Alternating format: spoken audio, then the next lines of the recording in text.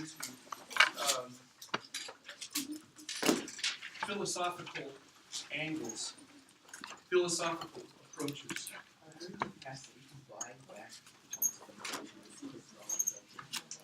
Can buy back points on a quiz with $10? Well, sometimes we auction things. We have sometimes when people are needy, like you guys are just really dragging your underside as you go along in the grade book. If it's real bad, then we'll kind of give you a chance to buy some grapes with Kurt's dollar. But if you did do that, if we sell you anything, or sometimes not this stuff, I have a little box full of crap that people like to buy, especially before Christmas time. It makes good little stocking stuff and things. And I bring it and people bid on it. And, if you want to do something like that, we can. Have a little auction. You don't need it. None of you, you're all doing all right. He was asking if we can buy back some of the screwed up test points or quiz points with Kurt's dollars. Yeah, close to the end, if we need to, we can have an auction. And you can bid, but you would still get your participation points with it. Yeah. Sometimes we do, sometimes we don't. I've had times where I bring a whole box of nice stuff. It's mostly just crap that I don't want anymore, that I went to the dollar store with. No, there's a few things. One of the things that I sometimes have is I get these unsolicited textbook samples, desk copies of these things, and for books that I wasn't looking for, from publishers that compete with the publisher I've chosen for. So sometimes I'll get a stack of books during the term. And, if you go to buy them, they're $180 or something sometimes, and so they send me books, or I'll put down that I'm curious about a book that the textbook publishers make, and they send it to me, I look at it, and I go, no, I don't like it. So then, or I read it, but then I'll auction sometimes if I'm not going to keep it on the shelf. But there's some things that are kind of cool, save you a trip to the store for Christmas presents or something. And just sometimes we put some candy and other stuff that's bad for you in there. And then we mix that up with somebody wants to bid for an extra point on quiz 2 or something, and then they're hopeful, and someone else has like 900 Kurtz dollars, and they only had 9 Kurtz dollars, so it doesn't go their way. But sometimes it does. Sometimes. What's the highest amount of Kurtz dollars in this community? I had a person who exceeded 500 once.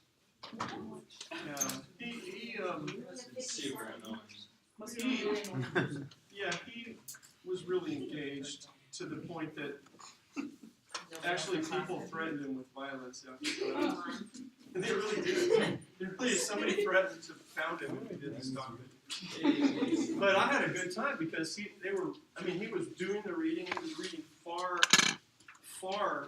wide and deep on us, and he would come with these burning questions, and everybody else is kind of like, get me out of here. Don't ask him anymore. Maybe let us go early. That's the kind of, So he was really into it. So I was happy to just keep doling out. He learned a lot. and there were some people that really benefited from what he was, from his helpfulness as well. But, every once in a while you get a few people that are engaging at one level and other people that are just approaching any course at a different level. There's extremely unfortunately, there's a sort of a popularity, a vogue of anti-intellectualism in our country. It's damnable, it's asinine, but it exists. And so it's like, if you're going to be cool, you can hang out in the neighborhood, and flash the right signs. You got to be an idiot in school, or just get by, just get your job and shut up. That kind of stuff is to take our country down the toilet, in our culture. But it's really popular to be kind of, even if you are smart, to act like you're not. In some cultures, unfortunately, that's kind of expected of really, really smart females.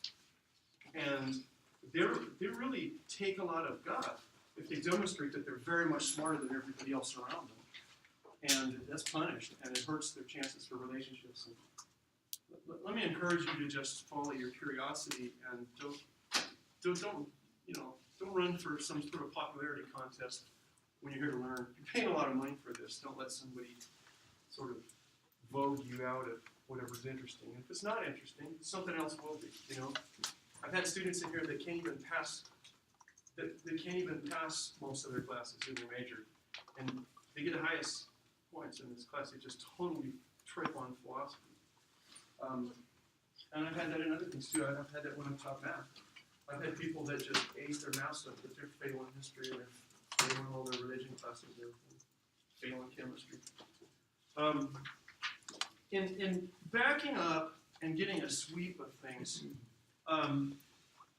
philosophy is first of all, it's a made-up category, and there's no real authority to say who gets to say what is and what isn't. So I could say one definition, then you can meet someone else who's got equally no authority to define it another way. Even if you go to a dictionary, it only has the authority that you decide it has.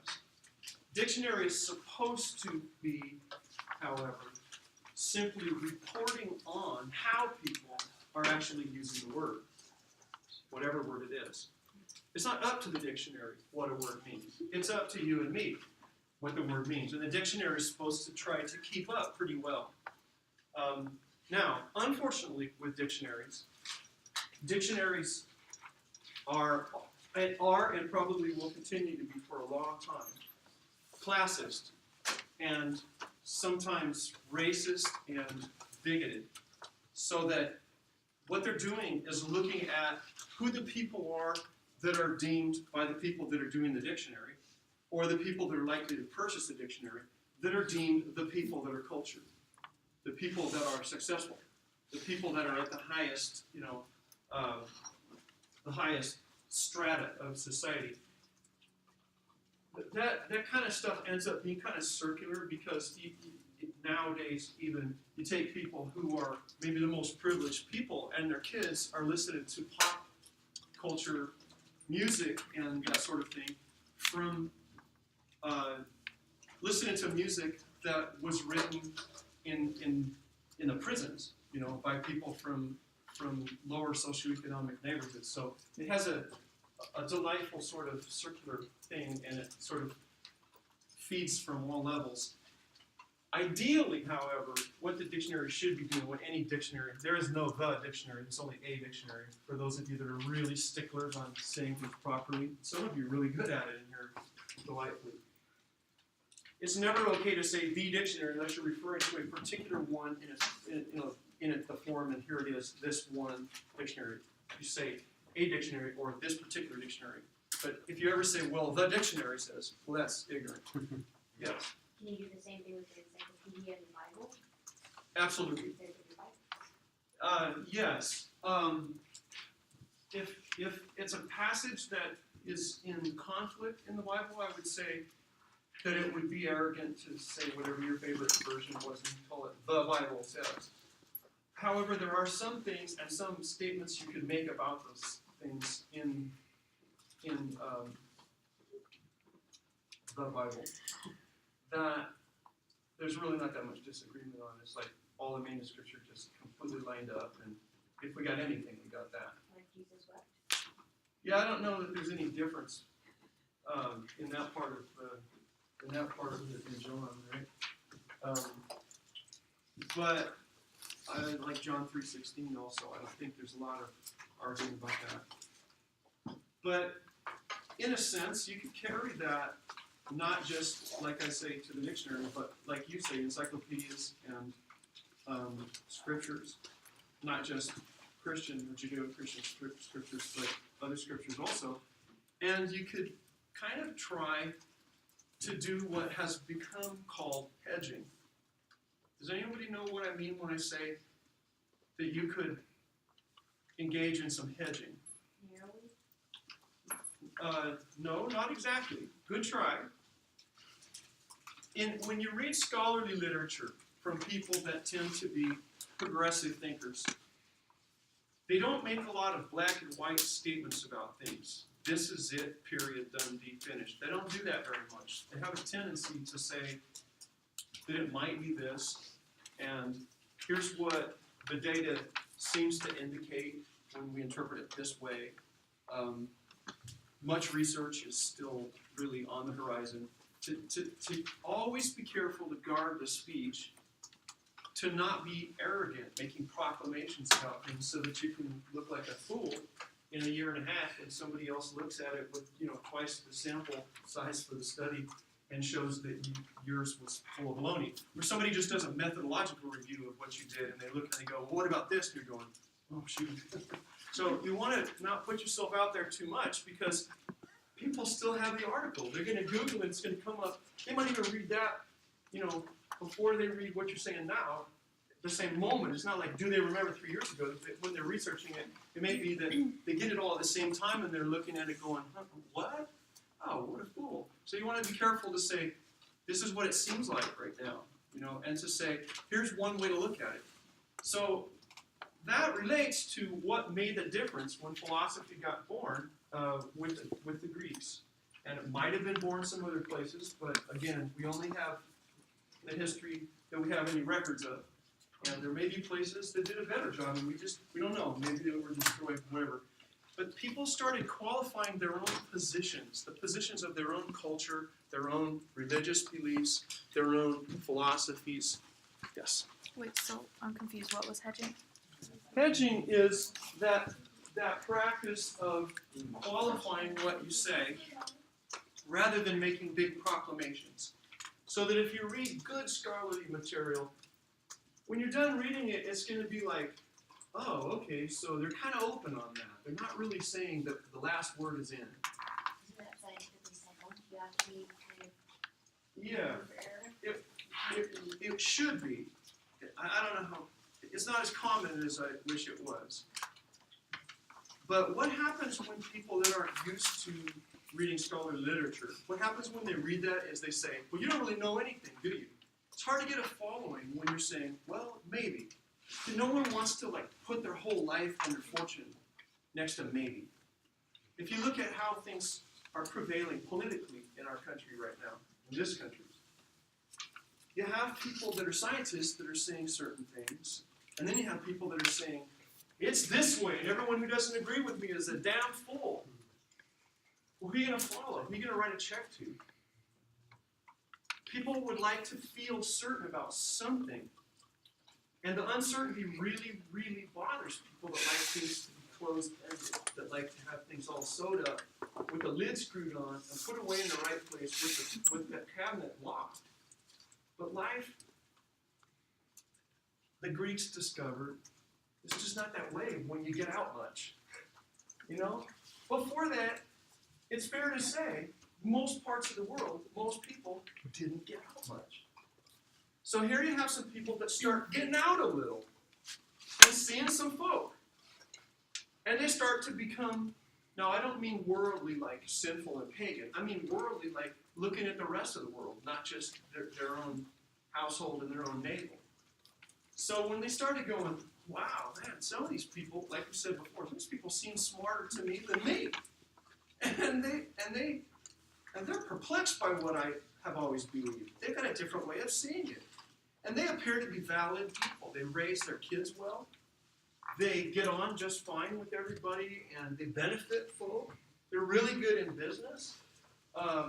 They figure some stuff out that we didn't. Look at the tools that they have. My gosh, I wonder if we could buy some of those. And how did they learn to make that kind of calculation, to figure out about measuring fields, with flood, and then people are arguing when it's like erasing the chalkboard after all the surveys, so you know whose farm starts where and stops there, and his begins at the next rock, and then it floods every year, and you're kind of back to the drawing board. Well, then somebody really comes up with some great systems to, doesn't matter what happens, they've got a way to reference it and do some serious geological survey, and you're going, these guys are really smart.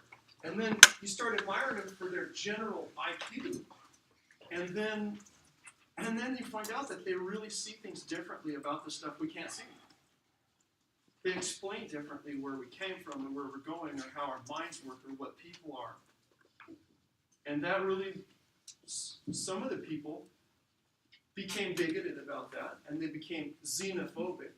It means fear of people that are strangers, which is it's very much related to being a bigot. But some of the folks started respecting other people's ideas and going, wow, that's something. Let's think about that. So they were the people that were progressive. And we have the same tension right now in America. It's big tension. People that want to close the borders and try to do whatever we can to get everybody to look the same and live the same and believe the same. And if we don't like something, we just don't want to pay attention to it. It doesn't fit our program. We have to change things based on new information, but we don't want the new information. If you say, we're all going to die if we keep burning coal, and they say, oh, there's no proof of that. We haven't all died yet. It's just don't respect even the warnings from other people. So philosophy, when it came up, it was kind of considering at first pretty much everything. Like everything you could go study at a university. Everything.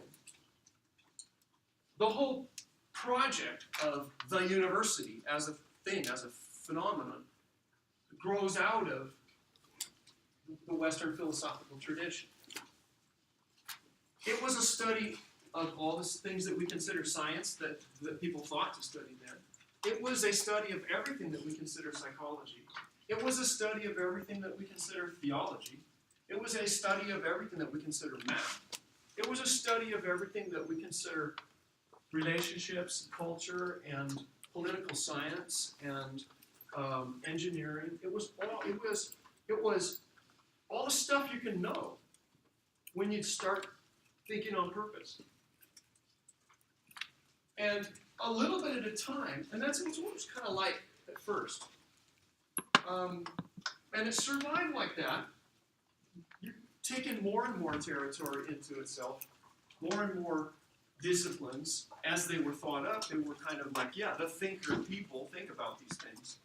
So those are the philosophers, the people that love finding stuff out and learning and becoming smart and wise and all that. That was all called philosophy. And then a little bit at a time, this new thing called philosophy started having babies. Things started happening where somebody would start out clearly being thought of and thinking of themselves as a philosopher, or somebody that we now look back and consider a philosopher, and then they say, you know what, I'm going to specialize. And then they kind of say, I'm going to just start studying this right here. I'm going to start studying the stars. And I'm going to study it, not just with the old astrology stuff. I want to study astrophysics. I want to find out, what's really happening out there in space. What's it really like out there? And as these folk gain equipment so that they're no longer just theorizing and just, you can't see that much. If you and I just go out tonight in the darkest part of the night and look up at the stars and watch the moon come up and go down and everything, and we kind of write some stuff down. I mean, honestly, what are we going to come up with? We don't take any telescopes with us. We don't have any charts. We don't have any calculators. We don't even have Stonehenge, We just have what we see in the night sky. But as tools get created, as people are going, hey, I got an idea. What if we, apply it, and they put these lenses together, and then Jiminy Christmas, look at that. There's rings around that planet. I see I see moons going around those other planets. It's kind of like our moon. And astronomy and astrophysics get born as the tools develop. If you and I is anyone here a rock climber? You like to climb? Is anyone here, you like that kind of thing? Maybe, does anyone do parkour? You like that kind of urban running stuff? Cool. So if you're a climber, first it's important that you be able to lift your weight. If you can't, then you can admire climbers, but if you can't do pull-ups, I can't do pull-ups. That is not true. Oh, so you use your legs. Yeah. Use your legs. But you're not going up some of those routes on El Capitan, right? Well, you're working on doing pull-ups, though, right? If you're serious about your climbing, you're working on your pull-ups. Pull-ups aren't like the main thing. The main thing with climbing is strategizing. Yeah, with some routes. But there are some routes where it's horsepower. Strength does have an effect. It has but it's an mostly effect. strength. Like if you're gonna, like, if it's 3,000 feet and you're gonna dyno from one face to the next, you gotta have some hand strength to do, right? Then it starts to be an issue. It's not an issue with the climbing wall as much, you know. It's not, but it is, at a certain level, it starts to matter. But you're right, it's a lot of strategy. The whole thing's a lot of strategy. And when you're strategizing, you're looking, say you want to climb a face. Okay, you got a rock. But it's as smooth as glass.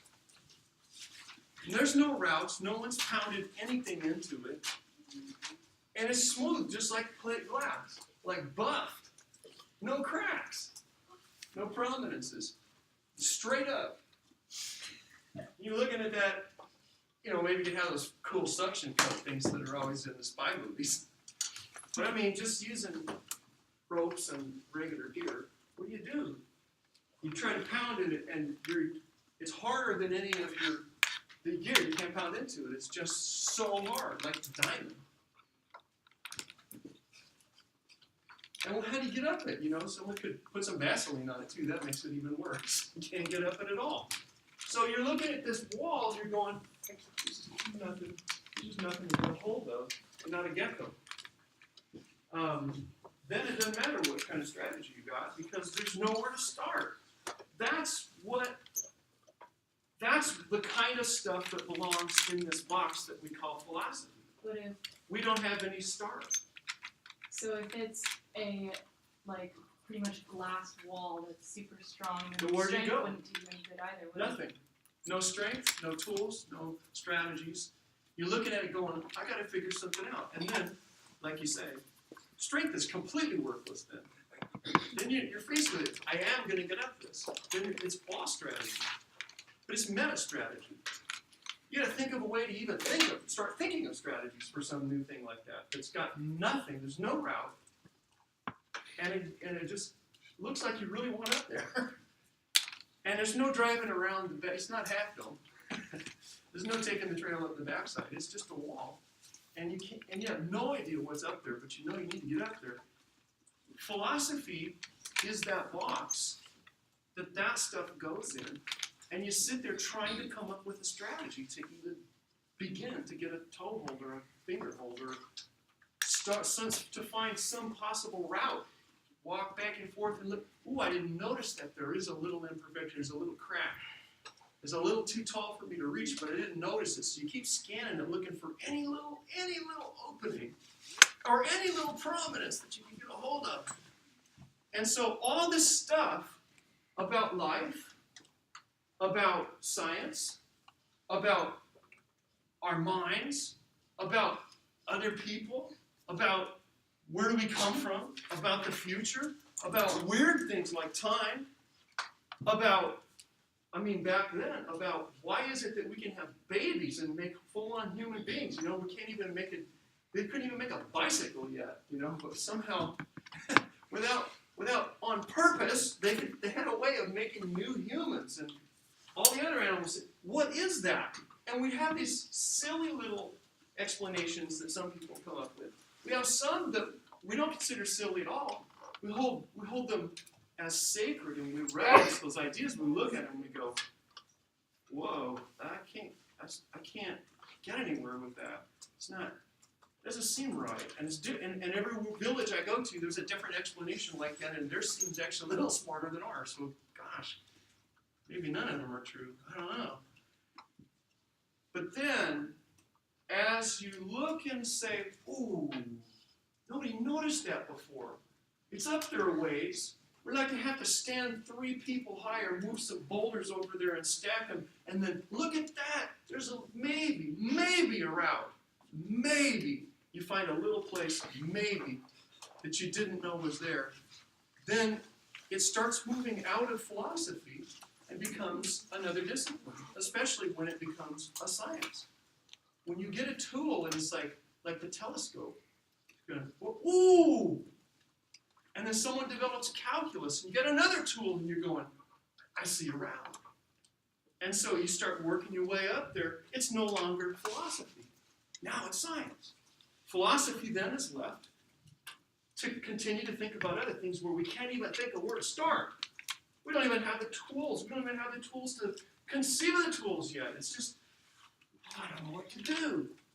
I mean, we're seeing some things that were only philosophy that are now starting to become neuroscience right before our eyes. This year, we're having certain things that we're discovering about the brain, certain things that we're discovering about genetics in your lifetime. I mean, since you were born, we've discovered some things about genetics that we didn't have any idea. When you were born, we had no idea. And then that's no philosophizing about the birds and the bees. Now it's science, because we got a new tool. Now we got fMRI scanners to look at the brain.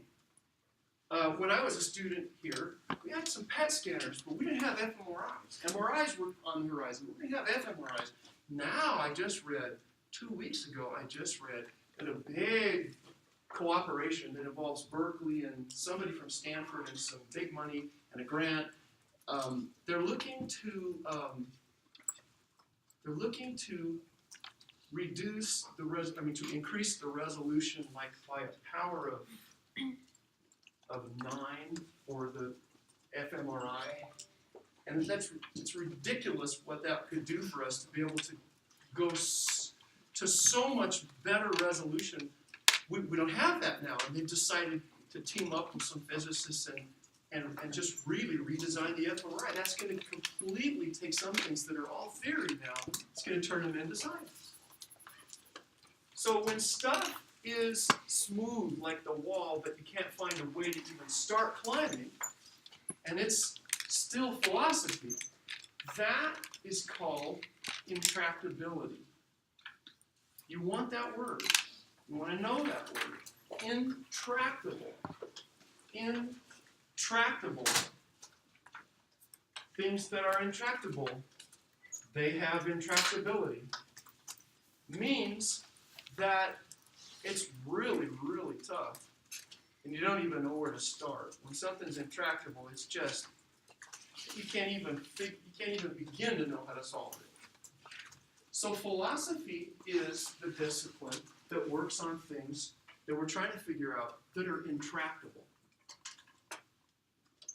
We don't have tools for them, so we have to make up the tools and go, keep looking, keep looking, keep looking. But philosophy is typically where it gets born and then goes out.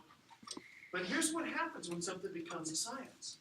Like many sciences today, including physics, it uses the tools that it has, and it goes right as far as those tools will take it, and then it stops because that's all you can see. That's all those tools would do. And you still don't have the answer you were looking for. You've resolved it into finer and finer. You can magnify it and magnify it and magnify it. But then you get there and you go, yeah, but we're left with the same questions that they were asking with Thales and Anaximander and Anaximenes. The same questions remain. Now we're asking them at a smaller level, but we're asking the same questions. And then it stops being science to ask this question. It goes right back when we find the next stretch of that's all the route, I can't find anything else, I don't know what to do. Now we just start making stuff up. It goes right into the philosophy box again, and we start using the rules and the tools and the hopefulness of the powerful minds and traditions in philosophy. It has been said, based on what I just described, that philosophy is the mother discipline. And its children, from time to time, have to come back to do laundry. Do you ever save your dirty clothes because you know you're going home for the weekend? And you think your mom will do them for you. Some of you say, no. I'll do them myself. You do them yourself, Yeah. but not in the dorm. No. No, you want to do it at home, where you can go back up. You don't have to sit there because you're not going to steal your bathrobe or anything. You don't have to spend, what is it now, 50 cents? No. 50 cents. I wish.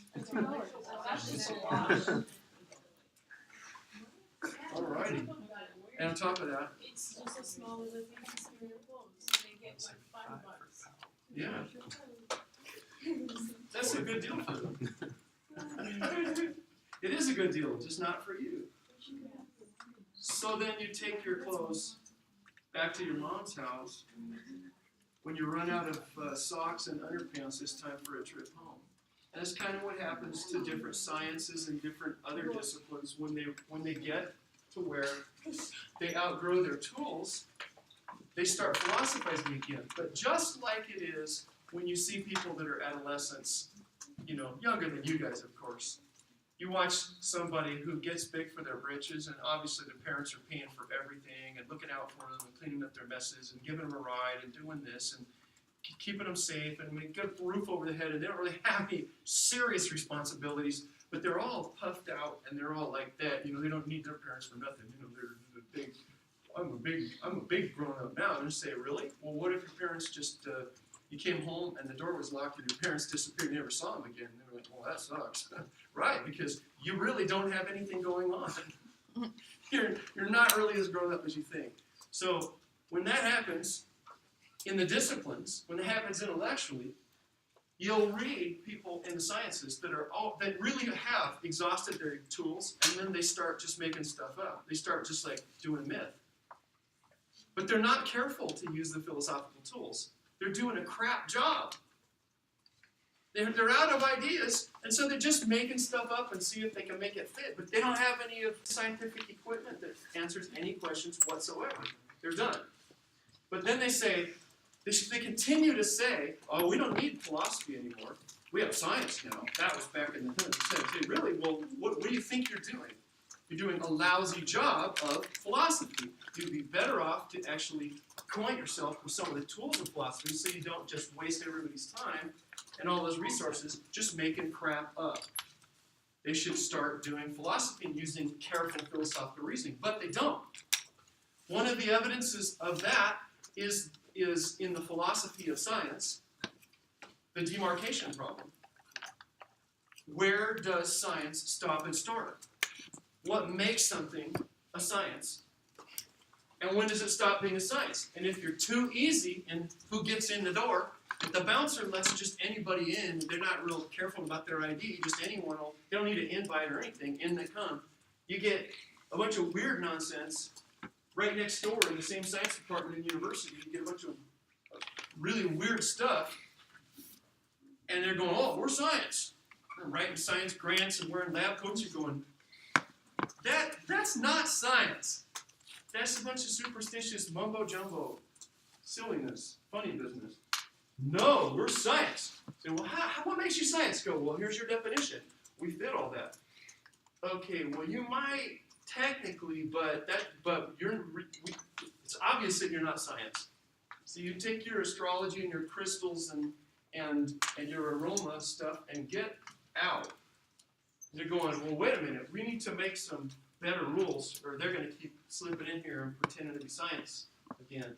So they make more rules, and then somebody says, hey, they're knocking on the doors on the outside. Hey, can I get in? You're going, what? It's the biology department. Would you open the darn door? You locked us out. What do you mean I locked you out? Yeah, you said only this, that. We're not that. And they're going, oh, geez. Yeah, they're probably scientists. Except the physicists, they don't say they're scientists, but everyone else says they're scientists. There's a lot of elitism in all the disciplines, like in every. There's always elitism. Everybody's never as much as the big number one to anybody. But they don't want to block out. They don't want to block out chemistry and biology. They want to let them in and say, okay, yes, you can wear a lab coat and have an office here and all that. So then they have to relax the rules again, and then they go, but be careful to keep astrology out, but let the biologists in. So they make another set of rules and they adjust it a little bit, and then boom, somebody comes in and says, oh, we're science now, based on your, and it just never ends. So they don't even know where to stop and start, and you say, hey, what's the scientific method? What is the scientific method? It doesn't matter who defines it and how they define it. Someone else disagrees that that's the scientific method. It's like, well, you got a lot of cool equipment, right? Yeah. And we have journals. Yeah. And we do experiments. Okay. But what's the scientific method? Well, this, and that. Really? So when you do that, and if you're not doing that, you're not science. That's right. So then evolutionary biology is not science. Oh no, it is. Well, what about that method? Well, except for that. Well, what about taxonomy? You know, when you just try to decide, okay, this is this species and this phylum and this genus, and we'll put this here and we'll put that, and you've got to have some. And you go, is that science? Well, no, it's more like library studies. It's not science. Well, we use some scientific kind of things. No, we're not science. So it's very, very, very hard to tell where does it stop and start, and how to have a definition so that it doesn't just end up at the end of the day kind of with a lot of smoke and mirrors saying, hey, it's what we say it is and how we feel today. Because that takes us right back to the way things were before philosophy was born. It's just who has the power and who has a bigger stick or the most money gets to say what is. And that just does not fly. This doesn't produce truth, it produces silliness, funny business. So, in terms of this philosophical project, certain things that used to be philosophy, they aren't philosophy anymore. They have their own thing. They got born, they got their own house, their own job, and they're not part of the parents' household anymore. But some things that have been philosophy still are. Even though there's all kinds of disciplines working on them, there's, at the end of the day, there's no denying that things like, where do we come from? That's a philosophical question. Yes, it's a theological question. Yes, it's interesting to look and see what kinds of evidence we get if we look with scientific things. But at the end of the day, we don't know. We don't know. We believe, oh, wait a minute, that sounds like a religious thing. And it is. What happens when people say, but I'm not religious, but then they use religious reasoning to answer questions, and they all dress with their lab coats, and they all have articles and PhDs and art. Stop that. Did we not go over that? It's reminded me that I have class at 4. I'm quite aware of that. I think I'll probably be on time since it's right in this room.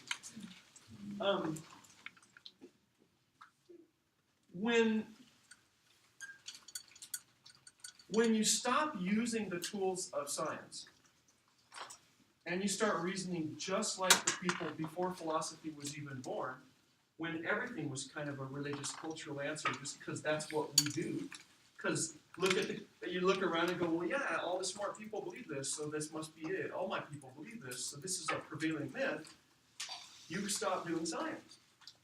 And you started doing, I use the term scientism. You know, it's kind of like when your religion is science. It's what you say about the stuff that you can't use scientific methods for. And then you act all like everyone's stupid because they're not in your club. Well, that's what religious people do.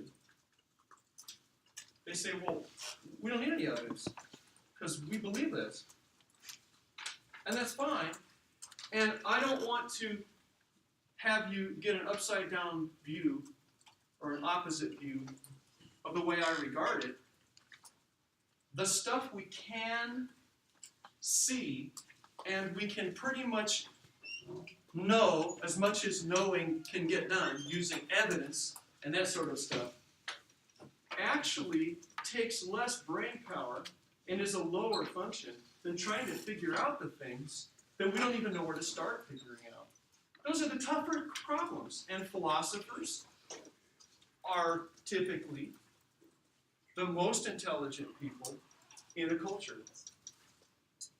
Not the attorneys, not the physicists, not the mathematicians, not the physicians, the philosophers.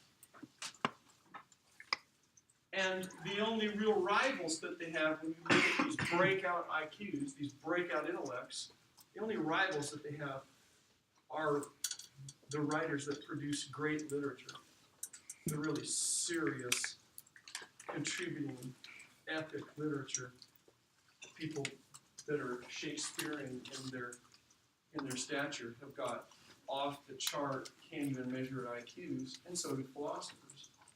And And then if you knock about 20 or 30 IQ points off of that, then you start getting to the real geniuses in physics, like even Einstein.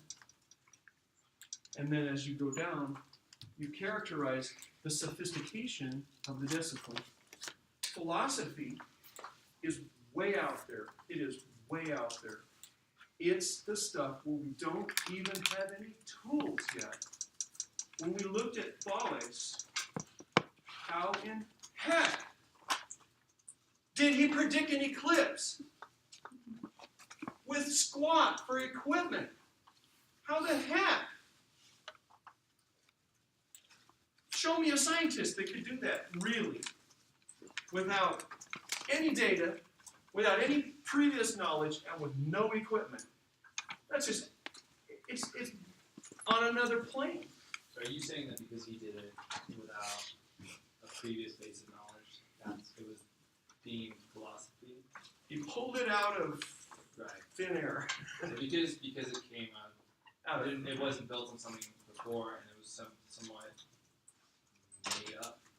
Yeah.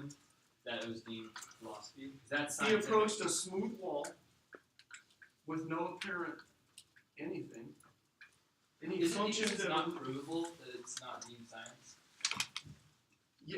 That's part of it. That is one way to look at it. There was no science. Right. See, but- everything so that today, we would though- think of as the precursor to science was just getting born as philosophy was getting born. So in a world with science, though, something that isn't What would today make it philosophy Right. instead of intractability. something that's difficult to prove. Something that you don't even, not that it's just difficult to prove, because there's many things that are even scientific that you can make a strong argument. Well, actually, there's really no such thing as proof if you have a high enough standard of proof Sure. for something to be proven. But for the sake of this discussion. For the sake of this discussion, it's when you just don't even, you don't know where to start. Right. You got nothing. And you're still working on it, but you don't have any tools. You don't even have a discipline. You got nothing. So with some of the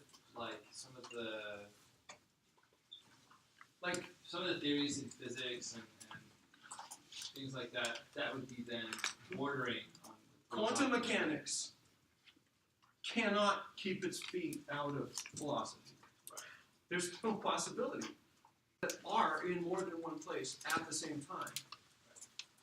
We're talking about the fact that it looks like things are made up of nothing. But eventually that'll become science.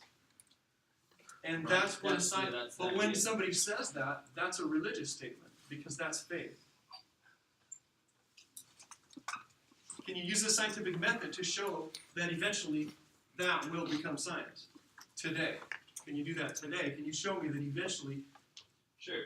That So if will- it is religious, fine. But is that a valid statement then? That eventually it'll take its foot out of philosophy and go into science. it's fine to say that, but every time you say something about the future, It's religious. well, first of all, you don't know. If you say the sun is going to rise tomorrow, it is a scientific statement. Right. It's an inductive statement. Use inductive reasoning. But it's not provable. There's no way to prove it, and you don't know that it's going to happen. Eventually it won't. There's no way to prove that the sun comes. We have noticed a regularity, and we make statements about it, and then we count on them coming. So then Yeah. saying the sun will rise is a religious statement No, because it's based on faith. no. Well, it has some things in common with it, but to say science will eventually figure something out, that's a religious statement because it's self-referencing. Okay. Religions always see their role in it all, and it's always central. It's always the critical. They're always starring in the play. What are things you can prove? You can prove some deductive things. You can prove some things that are tautologies, that are reflexive, like I equal myself. Or if I say, you can prove some mathematical statements like A equals B, okay, if A equals B and B equals C, then A equals C. You can prove some deductive things like that. Horatio is a man. All men are mortal. Therefore, Horatio is mortal. You can prove those things. Now, the question you're asking and the kinds of answers I'm giving are one of the children of philosophy that remain, that they're never moving out. They're staying philosophy. So they're unsolved. Logic. Right. Because we take that to be the case, but there are strong arguments for that not being the case. What are those? It's a whole discipline. Just trying to understand. I'm sorry. It's okay. It's perfect. Right. It's awesome. That's what we're here for. One thing that this takes for granted is continuity of identity. So that when I say A up here, and then I come down here and say A, who says A remained the same? We never said that. Right? That's an assumption. If I say, here I am, and I commit a crime, you watched me do it. And then, and I'm sitting here, and an hour later, the cops come, because you called them on a cell phone. I did something violent and horrible. And when cops come, they say, did you see him do that? Yeah, I say, that wasn't me. I mean, that wasn't you. Okay, now, having been a cop for too long, which is easy, it's easy to get to that point. If you're pursuing a car, you see it do something terrible. It hits somebody else's car, it hits a pedestrian, and then it cruises off. You don't see the driver. You just see the car. Okay? And you start chasing the car, and you keep sight of the car. When you finally get the car with spike strips or whatever, or they finally say, this is going nowhere, they're going to get a roadblock, I better pull over before they shoot me. So they pull over, and I've kept my eyes on that car the whole time. And I go and I take the person and arrest them for this hit and run. But if I see a car, even if I see the license plate, and I see it do a hit and run, and then I have to go get my car, but it drives away. And I lose sight of it. Kind of ejaculate, someone just drove off with it? What? No, I mean, a car hits a pedestrian, say, Okay. and then drives away. Ambulance comes, I make sure, I go get my police car and I chase the car, right? And by the time I get my car, it's gone. It's driven down the highway, over Cuyahoga Pass, and I can't see past Cuyahoga Pass. I can't see there. And nobody's behind it. There's no other cars close to it, and it's gone. So then I get the car, and I drive around, and 30 minutes later, I see the car coming, coming back toward England, over to Cuyahoga Pass, and I go, whoa! I pull the car over, and I say, I'm arresting you. For what? You drove this car into the pedestrian over there by the College Market, and then they're hurt, and so you go to jail. They go, I wasn't driving. I wasn't driving at all. I parked my car at the turnout, left the keys in the ignition, and went jogging. And then came back to the car 5 minutes ago, 3 minutes ago, and started up and drove. Can I prove that's not true? Based on what I have told you that I know. I didn't see him behind the wheel. Could have been anybody, right? So, what if between here and here I lost sight of it? Now, the Buddhist notion of the self, and there's no way to say it's not true. The Buddhist notion of the self is that who I am one moment is not who I am the next moment. I'm changed. I don't equal myself. Several cells died. Neurons probably died. New connections were formed. whatever it is that makes me me is no longer equal. You can't say that Robert Kurtz equals, well, wait an hour, Robert Kurtz, or even actually wait a second, because it's not an equivalency. I have changed in serious ways. I am not the same person. So people make a very strong argument that this is based on a whole lot of assumptions that are really not established. Does that help? I mean, but that's just one tiny little example, is the problem of identities, of the continuity of identities. But there's a whole, there's disciplines. Does that open the door for you to a little bit? I'm getting there. Good. Perfect. Beautiful. So, philosophy, what's left of it today, is there's certain parts of philosophy, certain divisions of philosophy, certain subsets, subdisciplines. Like if you go to study medicine, if you say, who here, just tell me somebody's going to medical school when you finish here. If everything works out, going to medical school, yeah? Okay, so is anyone else going to go to medical school that's in this room? You're going to go to medical school. What's going to be your specialty? Pediatrics. What's going to be your specialty? Obstetrics and gynecology. OBGYN, peds. Anyone else thinking about med school? You might even go to med school. Yes. What would you specialize in? In peds as well.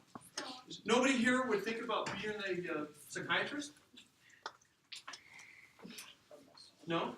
Would anyone else here think about being an ophthalmological surgeon like Julie Perry? Nobody would think of that. But if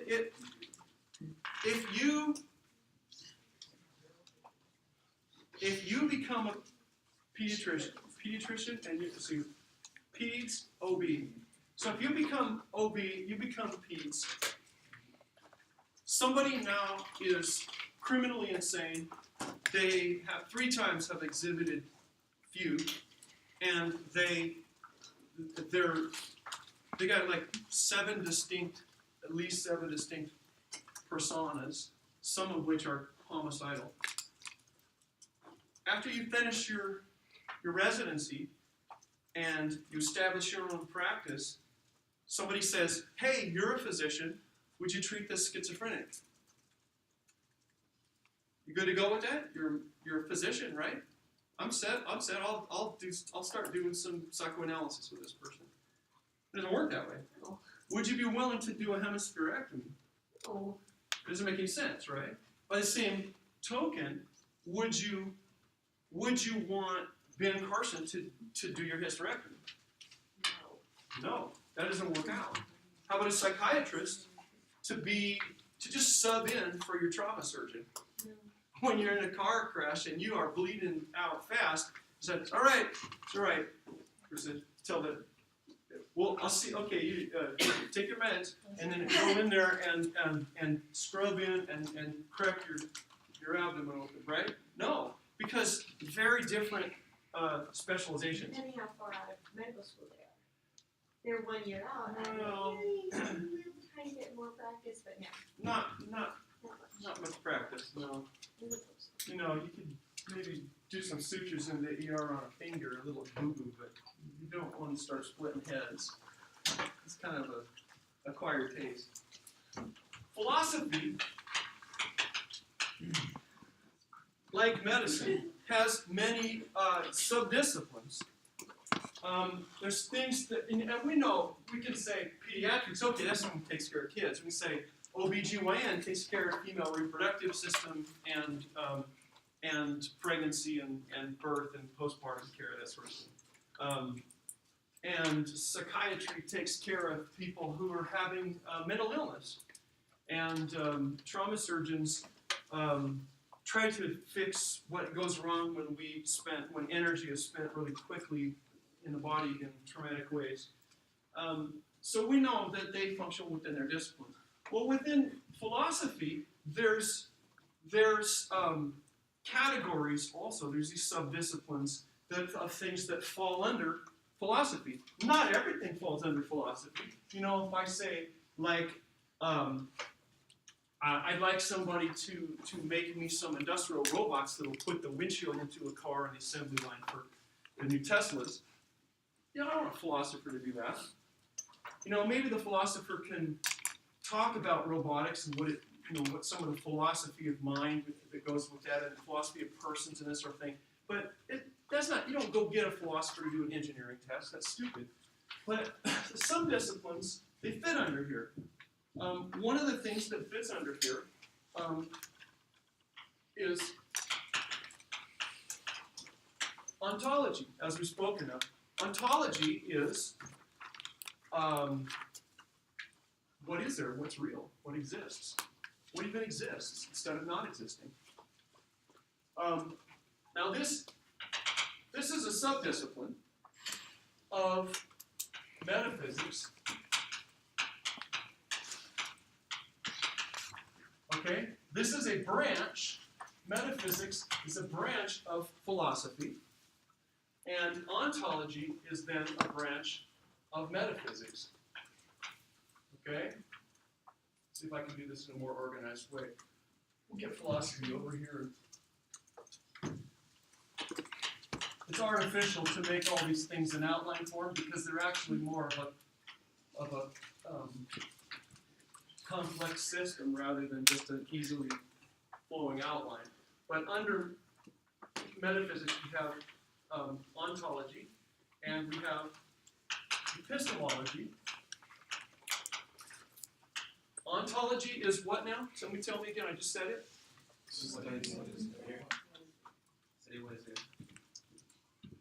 You were the first voice to start saying something, and then you held the note longest.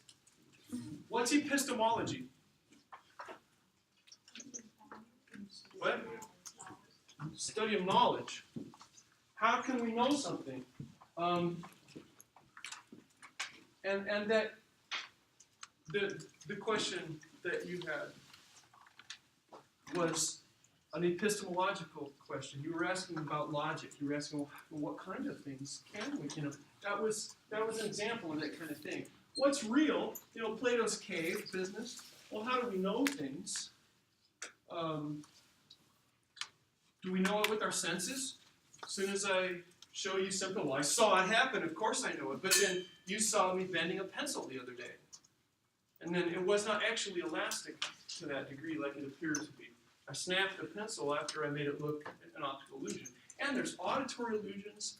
There's all kinds of illusions. We have this notion of this kind of absolute system of detection. We don't even really know very much about how we take in information from our senses. Some things are just surprising. If I had you pair up, go ahead, find a partner. Just find, whoever's by you, just find a partner, okay? Just get a partner. And then I'd like one of you to turn your back to the other person. Turn your back to the other person. And so that you're not looking at your back, but the other person's looking at your back.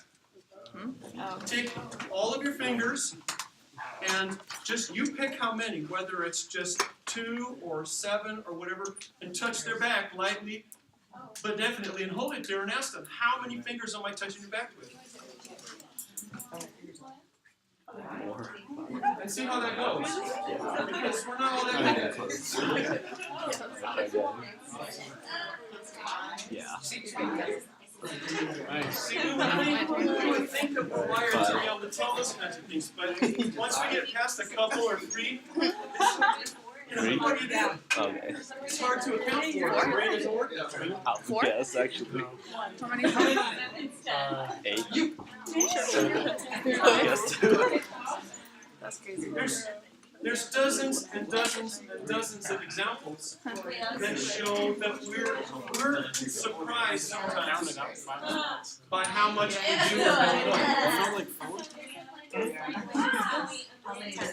Listen up. Your left hand was really Hey, listen, light. everybody. So the sense of being able to know how many fingers the person is, and then how we get rid of linguistic abilities as we're younger? Was that like a skill that we just never needed, so therefore Yeah. it's sensory? I would bet that if you had some really good reason, I bet you could develop, you could say like, you could have more than one person, like 3 people, and you could probably practice and get to the point where you could do, say, anywhere from 1 to 30 if you practice. But think about this. If it's true that that sense is typically just not really that good at what it does, but maybe you could get better at it, that means there probably are people that are much better at it than others. But is it just because you just haven't had the need to use it? Well, in some cases, yes, but it's also possible that that what I said is not true, that you couldn't practice it and get up to 30. It might be that we don't even have the capacity to develop that, most of us. But I'm saying at a certain point, as with languages. Like if a little baby needed to learn it? Well, how about people that learn Braille?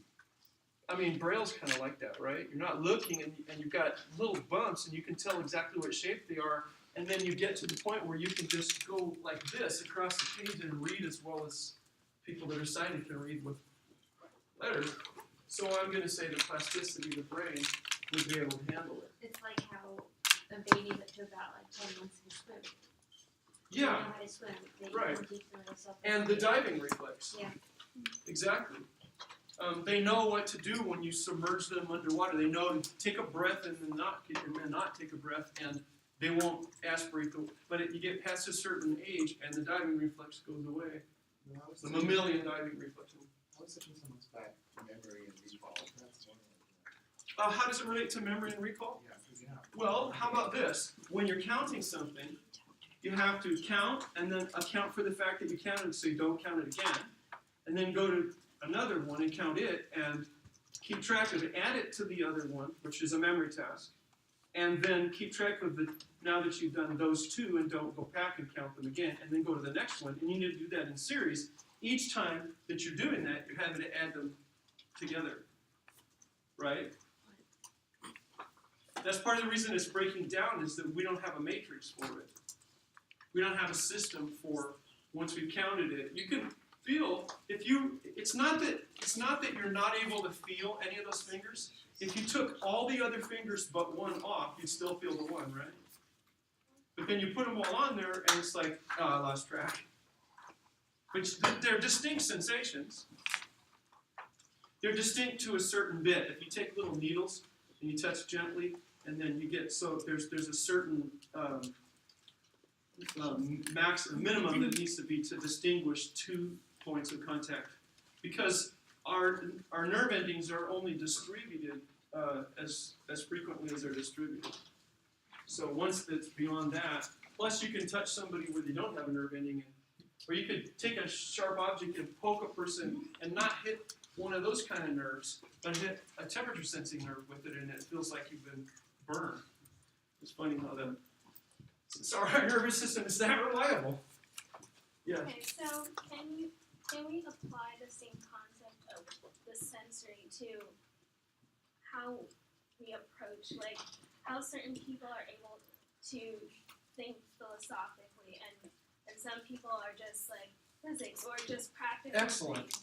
Yes. Is that just because in their life they've never had the need to use certain ways of thinking, or By the they time have a you finish tendency- college with 4 years, you will already have taken a major and come to a certain point with that in your field, whereas somebody with a very different kind of major can't do anything. Yeah, so It's not even a category for them. yeah, so when we look at how we analyze people's ways of thinking and approaching things, why would we attempt to judge like, oh, they're just thinking this way and that's it, when Right. to take some consideration to say, well, their path of life has been like this, they've encountered this much, and according to their way of Beautiful. thinking already, Beautiful. they've already That, what you just said is what I assume is true for everybody's honest perspective. I refer to my method, to my epistemology, intentionally, and I'm working to formalize it as so that it will be the epistemology underlying my methodology for my dissertation. I call this subsumic method. Subsuming everybody's valid perspective that I can encounter. If you see it differently and it appears to contradict the way that I see it, but you're being honest, you're not just making it up and saying, oh, this is really what I think and the way I perceive it. You can just be storying me. But if you're really sincere about it, I'm going to say that is exactly as true as my perspective. And it's no less, but it's also no more than a human's perspective. But No even matter for what. people who are unaware of, like, their point in life is that they're just unaware of, like, when they're telling you and, you know, whatever they're saying, you can see that they're not really analyzing, but based on their point of view, that they don't know how to Right. analyze. So, Well, and also, it's not a lesser function than the function of someone who's very analytical or very experienced or some university-trained person or whatever, some expert. Because when they were at the university, becoming all lasered in on one subject, these people were actually in a valid place, in a valid routine, staying in that routine, and becoming more and more and more and more used to that perspective, whereas somebody else wasn't staying in that place. Now, if you go and you get multiple perspectives, you gain something, but you also lose something. The persistence of being right where you are. So you're missing something of your life experience when you leave your hometown to go to the university, for instance. You have a lack of continuity, someone else has continuity. Think about it in terms of somebody who joins the military and during the time their kids are gone, are growing up, they're gone a lot. But say that person was a twin.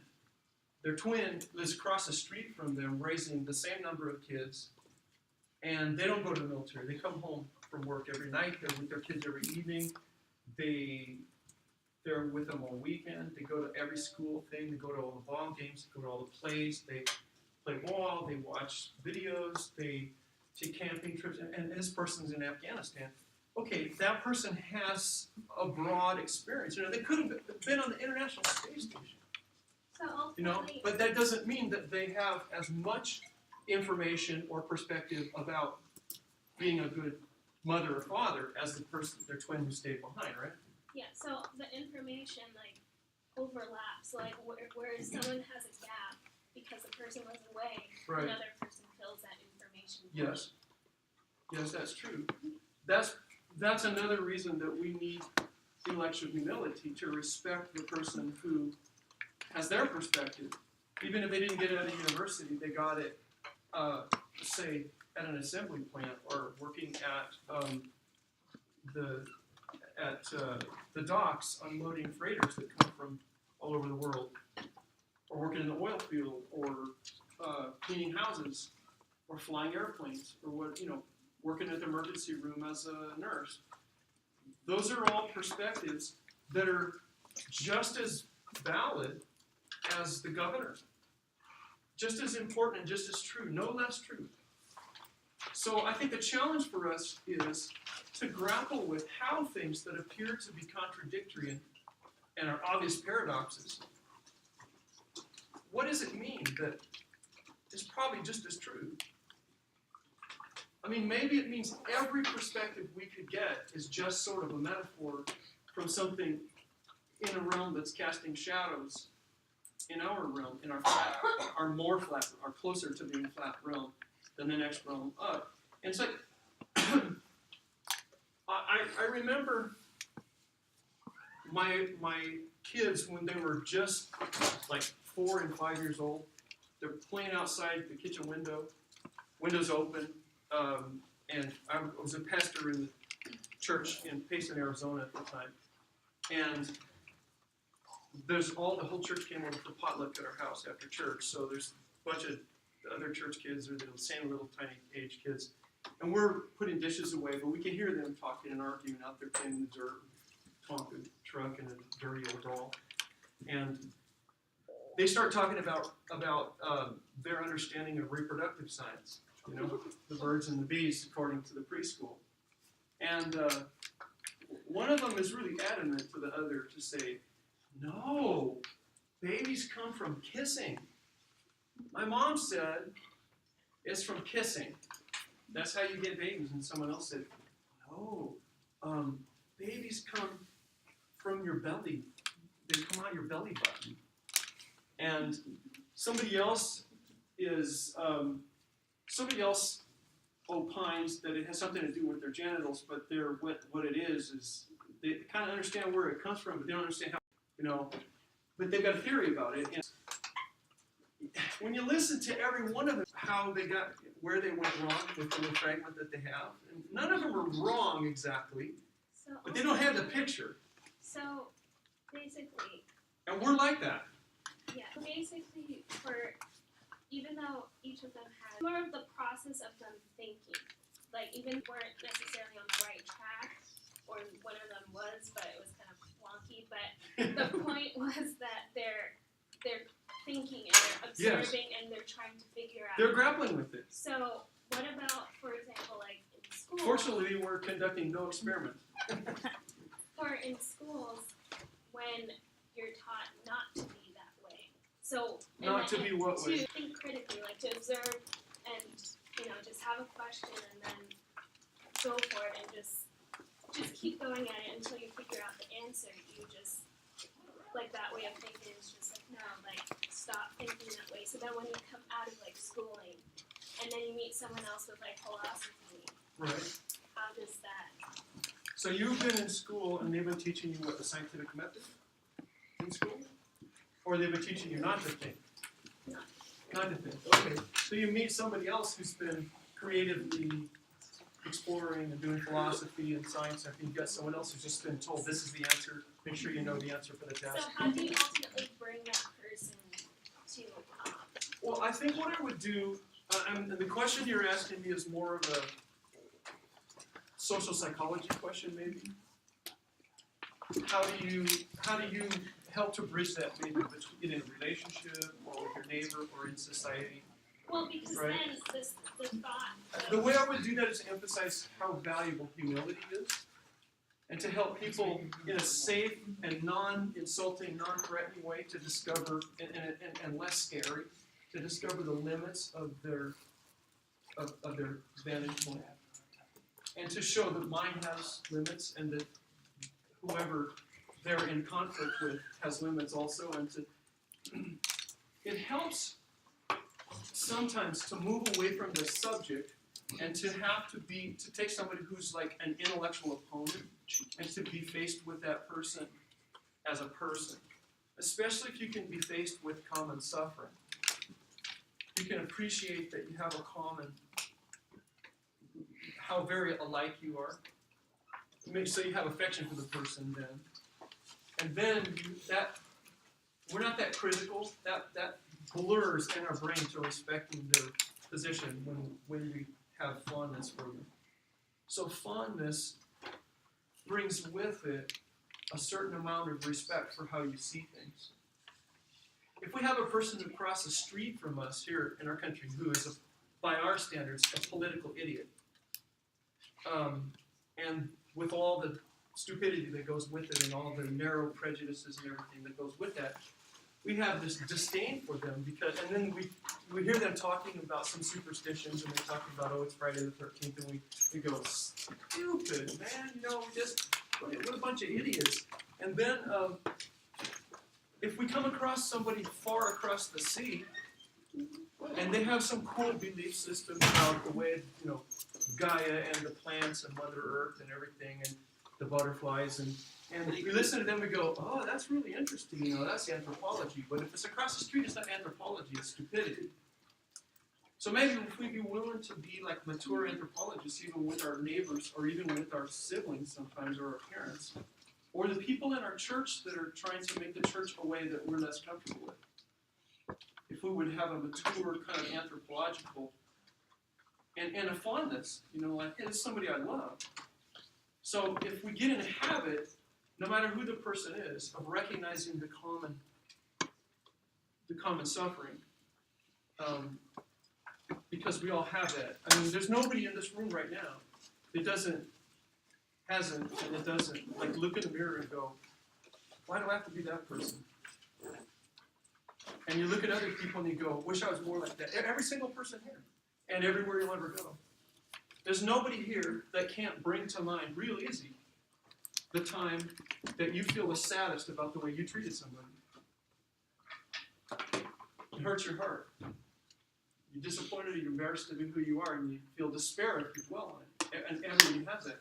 There's also nobody here that would have any trouble coming up with, when did another person hurt you the most profoundly? Especially somebody that they should have been the one taking care of you, and then they hurt you. And if anyone here could see that scenario, if you could see in your mind what that person sees in their mind, you would be in tears. So you know those things about the person.